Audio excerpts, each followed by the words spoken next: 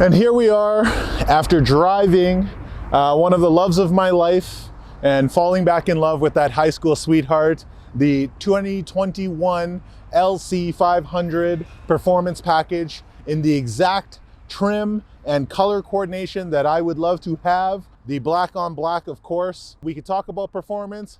Zach, cue exhaust. Perfect. That's how it's going to sound. That's how it's going to feel.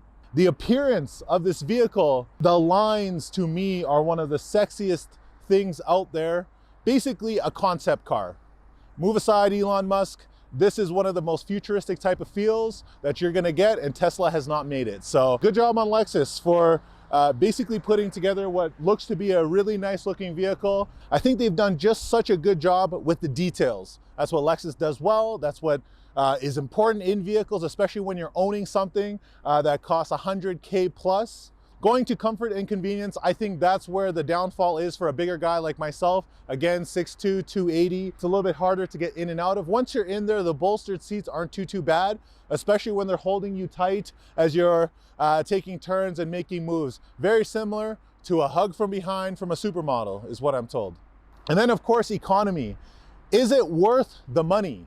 Of course, in my eyes, a little bit biased. I've driven many different models of it, and it is one of those vehicles that I would say is worth the money, but let me tell you why. When you look at a Lexus vehicle, you're paying for the quality, you're paying, of course, for the brand, but also never getting that supercar type of feel with the thought that you might have it be reliable for a really long time.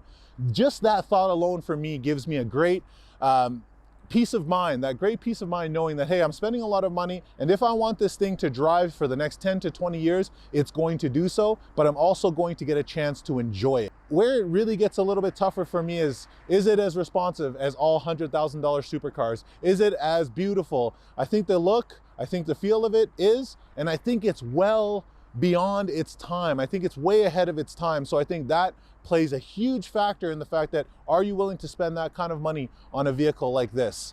The slight drawbacks to this vehicle, Zach, cue the fact that there's a DVD or a CD player. What?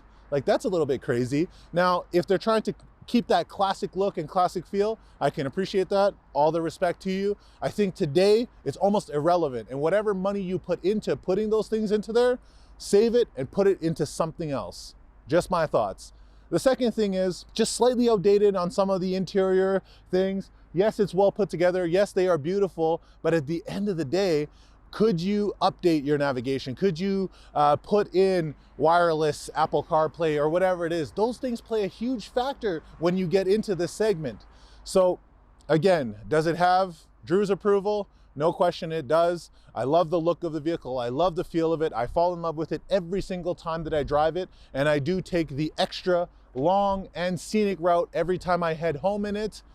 So for you, I'll leave it up to you. But for myself, it's definitely a 2 thumbs up.